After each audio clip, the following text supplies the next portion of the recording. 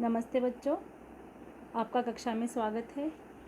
आज हम हमारे स्पर्श भाग 2 से कर चले यह फिदा एक छोटी सी कविता पढ़ेंगे।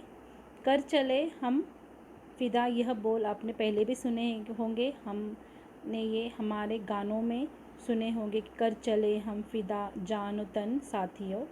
इस तरह के बोल आपने पहले भी सुने होंगे। तो ये कविता भी उसी पर आधारित है। तो आइए देखेंगे इस कविता में क्या दिया है।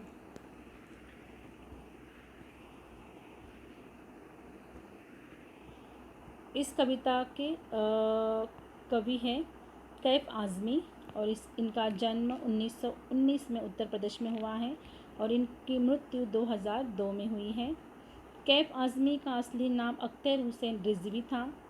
उत्तर प्रदेश में आजमगढ़ ज़िले के छोटे से गांव में मिज़वा में 14 जनवरी 1919 में ये जन्मे थे।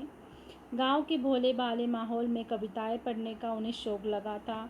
भाइयों ने प्रोत्साहित किया तो खुद भी लिखने लगे। प्रस्तुत पाठ जो युद्ध की पृष्ठभूमि पर बनी फिल्म हकीकत से लिया गया था, ऐसे ही सैनिकों के दल की बात बयान करता है जिन्हें अपने किए पर नाज है और इसी के साथ इन्हें देशवासियों से कुछ आशाएं भी हैं। जिनसे उन्हें आशाएं हैं वो देशवासी हम और आप हैं। इसलिए यह पाठ के ज़रिए हम जानेंगे कि हम किस हद तक अपनी आशाओं पर खरे उतरने वाले हैं। लेकिन सैनिक का जीवन बिल्कुल उसके विपरीत होता है, क्योंकि सैनिक उस समय सीना तान कर खड़ा हो जाता है जब उसके जीवन पर नहीं बल्कि दूसरे के जीवन पर, आज़ादी पर संकट आता है। और जबकि ऐसी स्थिति में उसे पता होता है कि दूसरे की आज़ादी और ज़िंदगी भले ही बच रही सकती है, परंतु उनकी जान जाने की संभावना सबसे अधिक होती है।